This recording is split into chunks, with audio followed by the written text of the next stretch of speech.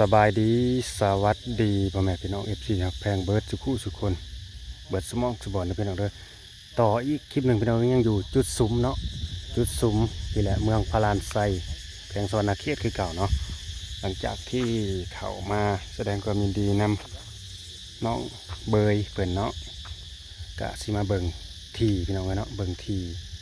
เบิ่งทางที่ว่าทางผู้ใหญ่ใจดีเนาะทางบ่าวล่าแล้วก็บ่าวพรเนาะฝากเงินมาซื้อให้แหละเนาะเพราะว่ารถเขากำลังสีมาดุดมาตับที่พี่น้องไว้เนาะตอนนี้เขาก็มาเหาะสถานที่ดินบอลทางผู้ใหญ่จะดีเพิ่นซื้อให้น้องไปทีเรียบร้อยเนาะราคาดินก็คือว่า13,500,000กีบพี่น้องเลยเนาะเนื้อที่15 x 16 เมตรนี่แหละเนาะ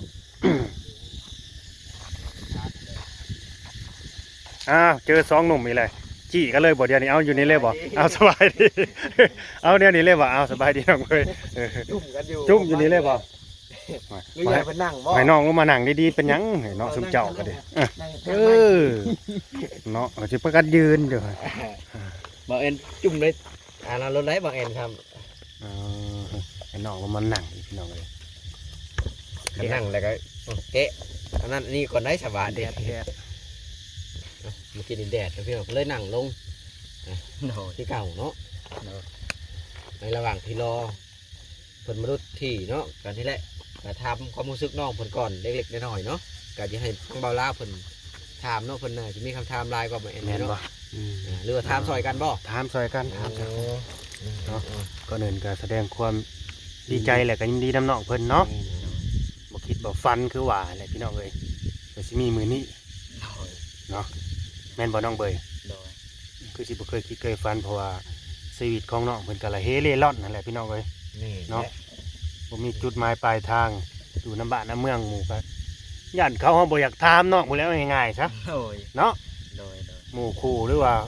คนฮู้จักกันน่ะนะย่านเขาเฮ็ดคือบ่ฮู้จักไปเลยนะเขาก็เอิ้นกินข้าวอีกบ่แต่ก่อนน่ะได้บ่เอิ้นซ้ำเขากินเขาบ่เอิ้นซ้ำเขาเอิ้นนักดำเถื่อเขาก็บอกล้าเขาไปกินโดยบางทีเขาเอิ้นตามมารยาทสิเนาะในใจเขาบ่อยากให้กินเลยเนาะนี่แหละที่เพิ่นกันทางหลังเฮานี่แหละนี่ทางหลังน้องเพิ่นนี่แหละกะที่6แน่เลยเนาะพี่น้องแต่ก็มันใกล้รักเครือข่ายแน่บ่นี่นี่เนาะพี่น้องเพราะพี่น้อง FC ชมคลิปก็สิได้ง่ายแล้วบัดนี้มันสะดวกสบายเนาะสบายแต่ก่อนโอ้ยขึ้นป้ายไม้บ้านตู้โจยดิตัวโลคลิปได้นี่ก็โอ้คือว่าทางสะดวกสบายอยู่เนาะพี่น้องหลายคนก็โอ้คือซื้อห้างหมู่แท้เนาะพี่น้องกับบ่ห้างกับเฮือนกับติดเบิดนี่ก็เป็นบ่อนอันตำรวจเพิ่นตำรวจป่าไม้เพิ่นอยู่ในนี่นะพี่น้องน้ำบ่อกันมันตำรวจบ่อนะแม่นตำรวจป่าไม้ในข้างๆนี่ก็มีเฮือนเบิดนะแบบว่ามันอยู่สุดหมู่ซื่อๆเนาะพี่น้องต่อไปก็อาจจะมีเฮือนนำลามออกมาแถวนี้บ่หรือว่าแถวนี้ถาวเพิ่นขายเนาะสุดท้ายมาน้องเอาเบยใช้ได้อยู่กลางนี่ได้นี่บางทีอนาคตต่อหน้าต่อในเฮ็ดเฮือนในชาติแล้วแม่นแม่เป็นเฮ็ดห้านอาหารนะเฮ็ดได้อยู่กลางหนองบ่ร้านอาหารกลางหนองเมาเป็นจังได๋ไม่ได้เป็นจังไดหันปลูกเพื่อนคักๆอยู่กลางน้องเฮ็ดร้านอาหารก็คักอยู่โอ้ต่อไปมีงบประมาณซื้อเพิ่นซื้อออกไปกลางหนองเฮ็ดได้น้องพี่น้องว่าหยอกน้องเพิ่นมันจังบ่ซีเรียสเนาะน้องเบยมีโทรศัพท์ใช้หรือบ่เนี่ยนี่แหละเนาะเล่นเฟซบ่เฟซก็มีพี่น้องเอ้ย Facebook ก็มีเนาะแต่ว่ามันมีผู้สาวบ่จะน้อยบัดน้องได้เฮือนได้ยังโอ้อย่าผู้สาวนี่ยันมาหาเองอยู่ผู้สาวนี่ยันกระแลดมาหาเองอยู่ตอนนี้เอามีบ่อยู่บนเช่าก่อนเนาะหลังจากที่มีผู้แทนผู้สาวตัวเองก็ยังจะเอาตัวบลอดเลยเนาะตัวเองก็ยังจะให้หมู่เลี้ยงอยู่ได้ตอนนี้โดยเอ้าคู่มือนี่ไปกินข้าวกินน้ำในใช่สนองหนึ่งกินเองบ่เดี๋ยวข้าวเบาละเบาพ่อแน่นี่พ่อตูบแล้วก็ชิ้นนึงกินเองโอ้คือตอนนี้ยังกินน้ำเพิ่นอยู่เนาะยังไปน้ำเพิ่นอยู่เป็นหับเลี้ยงตอนนี้ฮะแล้วแม่ต่างประเทศให้ ดูแลน้องอเบยเนาะตอนนี้ โอ้โดย หลังจากนั้นเห็ดกระต๊อบกระแทบกะ1กินเองแล้วบัดนี้เนาะ โดยทำบ่เฮ็ดกินไผสิเฮ็ดให้ นี่แล้วมีประโยชน์บนเช้าแหละและเครื่องคล้องซื้อมาให้หลายๆนี่น่ะป้าให้บัดนี้ อยู่เฮือนปะอยู่เฮือน เรียงนาอยู่เรือนพุ่นวุ น่ะ โอ้เครื่องคล้องก็มีแล้วเนาะ มีเลยได้ โอ้ ไม่ใช่ เฮ็ดกระตูบแล้วจึงสิได้คนมา โอ้ยกระต๊อบแล้วแต่คนมาพี่เนาะ โดย หลายเติบได้เครื่องคล้องกันเนาะ โดย ของใส่ที่จำเป็นเนาะ ใช่ หรือว่ามีแล้ว เสื้อ การ ผ้า ที่อยู่ให้กิน โอ้เสื้อผ้าหน้าแพรก็มีหลายแล้วตอนนี้เนาะ มีแล้ว ตะกี้น่ะมีจักตัวตะกี้ ตะกี้หั่นมีตัวเดียวนํกระโตเลย จุดคาเค้กเนาะ โอ้มีสุดขาคิงสองขาคิง แต่วันนี้ก็มีแล้วเนาะพี่น้องกระเทียที่เนาะมากับบ่ทันผู้เช่านี่ โอ้ตายแล้วเนาะพี่น้อง การเดินทางมันไกลเนาะก็เข้าใจน้ำกันตัวนี้เนาะพี่น้อง แมน FC อย่างอ้ายมาคู่มือว่ะไปหาน้องอเบยแน่คิดฮอดว่ะไปคู่มือเด้อบ่แอนคันใกล้ก็ว่าอยู่เนาะน้องอเบยอันนี้ปอ140ไกลบ่อเบย140 ก็ใกล้เทิบ ไกลเติบบ่เจ้าว่ะ โดย ย่างฮอดบ่140 3มื้อฮอด 3 มือ สามมื้อฮอด แม่นเลยเนาะขนาดย่าง50กิโลเนี่ยปะเท่า น้องเอาไว้ย่างไก่ชุดนี่จักกิโล อย่างมื้อหนึงนี่ประมาณอยู่โอ้น้องบัวดันติวฮอดได้เอาไป อยู่ทางใดน่ะ เท่าไหร่ น้องบัวดันติวนี่ แม่น ไปเขตเมืองชน อ้ายบ่เคยไป บ่เคยไป บ่ เขาก็บอกบ่ถึงเลยอายบ่เคยไปนะ กะว่าจักกิโลได้บ่ไปเติบเนาะถ้าสำหรับ แต่นิ่งไก่น่ะนะ ไกลเติบแล้วประมาณอยู่40 50กว่า โอ้ฮอดบ่อย่างมื้อหนึงน่ะ ฮอด โอ้บ่ฮอดนะ50กิโล50กิโลนี่ย่างบ่ฮอดนะ จักสิกล้าเว้าไปสั่งก็เมา ฮอดบ่ เฮาเคยย่างแบบบ่ได้เซาบ่ได้นั่งเลย ชาวใส่เลย แม่น ย่างไปน้ำปลาน้ำดงนะบ่ แม่นลัดปลาลัดดงบางเทื่อบ่ได้ลัดบางเทื่อก็ย่างตามทางแดงเลย เออ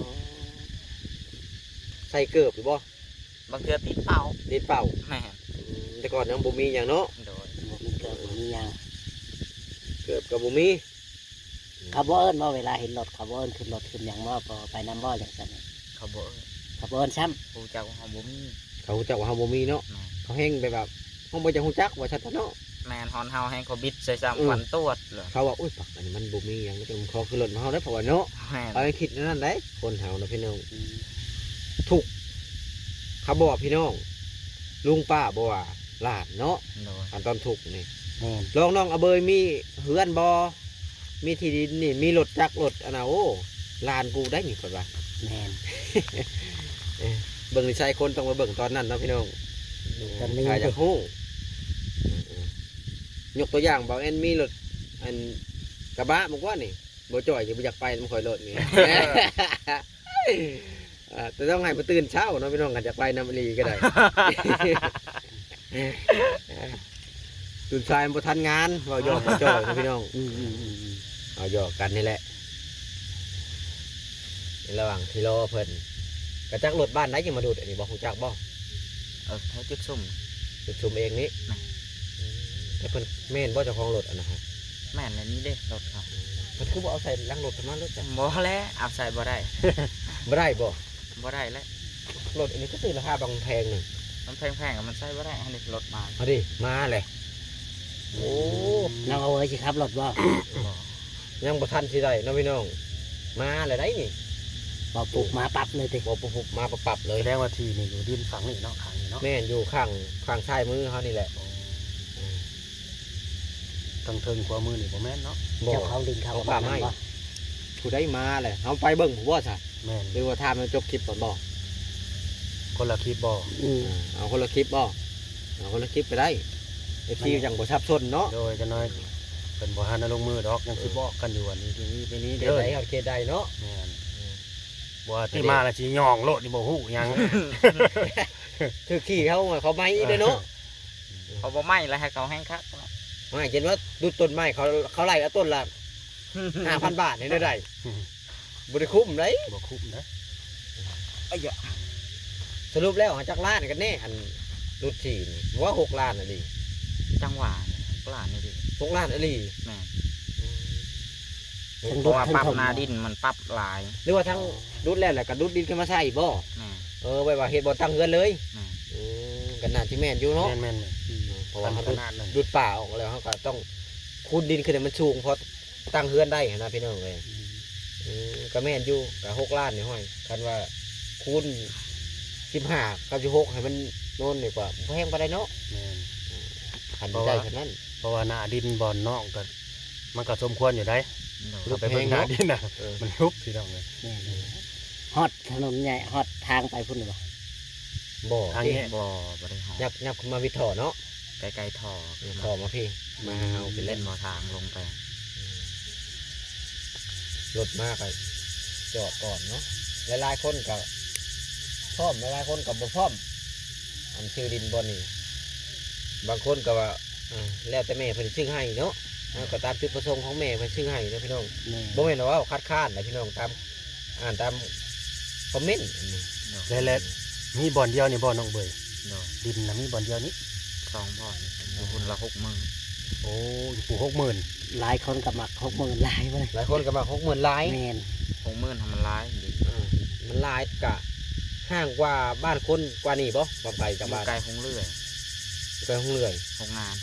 โรงงานอาหารน่ะบ่ แม่น โรงงานจีนน่ะบ่จัก แม่น โรงงานที่เราผ่านมา นี่ เนาะ โรงงานเราผ่านมาแต่ว่าเฮาซื้อดินแพงผัดงบประมาณผัดสิเบิดทางเฮ็ดกระต๊อบอีกบัดนี้เนาะ โดย ก็คิดไปคิดมาก็ตัวนี้ก็มันก็บ่แพงปานใดเนาะพี่น้องถ้าว่าเฮาเลือกเงินรายขนาดนั้นก็มาเฮ็ดกระต๊อบให้น้องเพิ่นบ่ก็อันนี้ก็มีคอมบ่แอนก็ว่าโอเคอยู่ได้แต่ว่าเฮ็ดบ่ทันก็ แม่น ถ้าว่าเฮาสิฮุบใส่ดินปุ๊บเบิดบ่มีงบประมาณเฮ็ดเฮือน แม่น บ่มีคนอยู่ได้บ้านนี่เนาะ น่าจะสิไปอยู่ดินบ่อนเก่าหั่นแหละบ้าน แม่นแหละ แต่อันนี้ก็ความคิดแตกต่างกันเนาะพี่น้องก็บ่ว่าหยังเพิ่นก็ดีแหละคอมเมนต์กันเข้ามาเนาะ แม่น ก็สิได้ทางเฮาก็บกพร่องบ่ได้ก็สิพัฒนาตัวเองไปเนาะ แม่น ถ้าเพิ่นบ่เว้าหยังบ่ฮู้เด้จะเฮ็ดถูกบ่ถูกเนาะบ่จ่อย แม่นแม่น เฮ็ดผิดบ่ผิดเฮาก็บ่จักได้บัดนี้อันนี้ใครแน่เพิ่นคอมเมนต์เข้ามาแหละแล้วก็โอ้เอาไปปรับแก้ไขตัวใดถูกตัวใดบ่ถูกนั่นแหละ นั่นแหละ คำเพิ่นบ่ฮักเฮาเพิ่นบ่คอมเมนต์เข้ามาได้พี่น้อง FC ก็ได้ก็ใส่ได้ค่าน้ำมันรถน้ำเพิ่นเบิ่งให้และน้ำค่าคอมเมนต์นั่นแหละ แม่น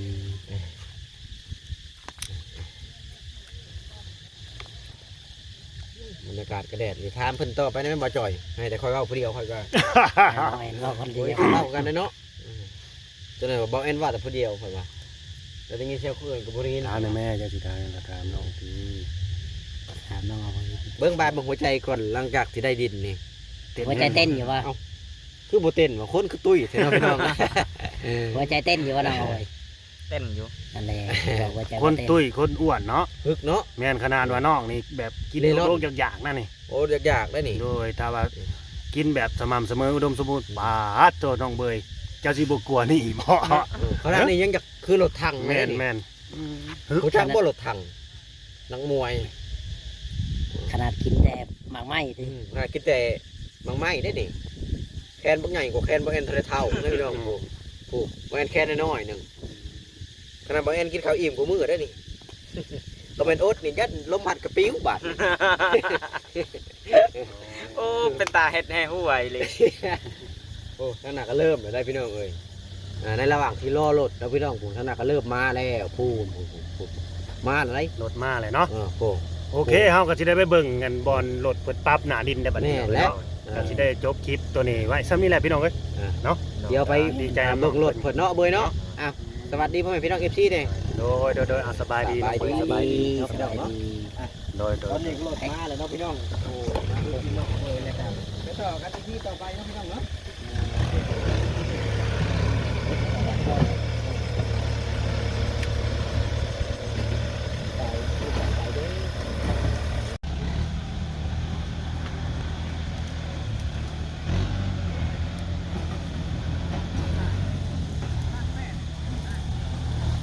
รถมาเบิก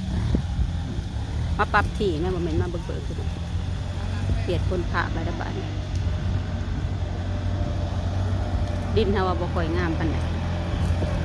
มันบ่เสมอเนาะ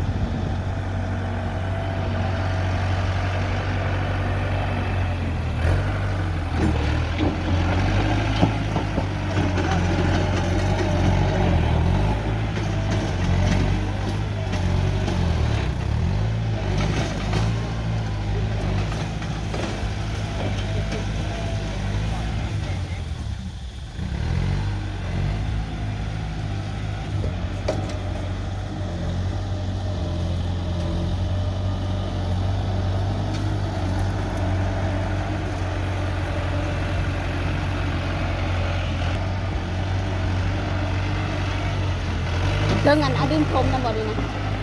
เอาดินพรมน้ำเลยกะเอาต้นไม้ของน้ำเหมือนบ่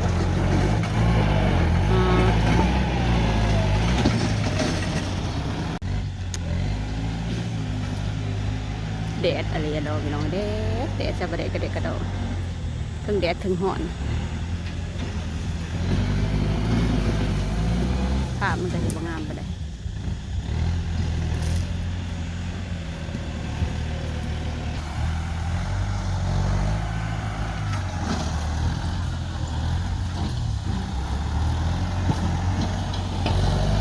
แป๊บเดียวสิแล้วเลยแต่เบื้องต้นมันจะลงเลย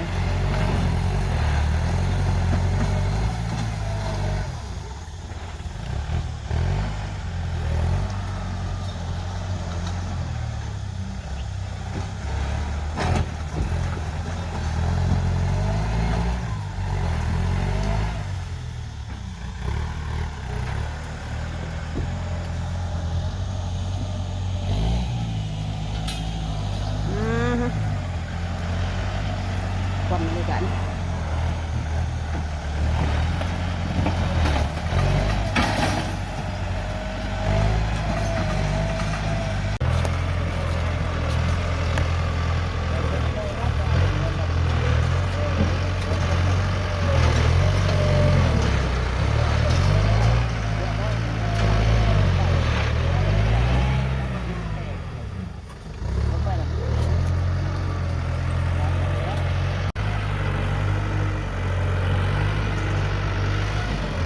เจ้าของที่บ่ฮู้ราคาเนาะหมอน่ะว่าไปมั่วๆน้องเบยน่ะ6 ล้านบ่แม่นพี่น้องเอ้ยเนาะประมาณ2 ล้านหรือว่าล้าน8 ผมมานั่นเนาะเอามาลงแกงเลยมันไปบวกคนคือบุรีทอดที่เขาล่ะโอ้ยเห็นดูมันฟิวได้เพราะว่าตั้งไม่ได้เพราะว่าไม่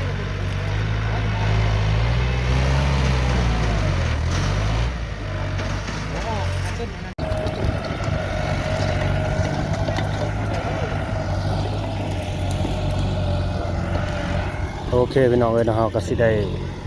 กลับก่อนพี่น้องบัดนี้เนาะสิได้ขอตัวลาเมื่อสิได้จบคลิปในบัดนี้เนาะก็ขอบคุณ FC ที่เขาเอาเบิ่งมาชมเด้อพี่น้องเด้อเนาะฝากกดไลค์กดแชร์กดติดตามเนาะอยู่ดีแม่ก็แบ่งปันกันเด้อพี่น้องเด้อเนาะก็ดีใจน้ำน้องเพิ่นเนาะสำบายดีพี่น้องเอ้ย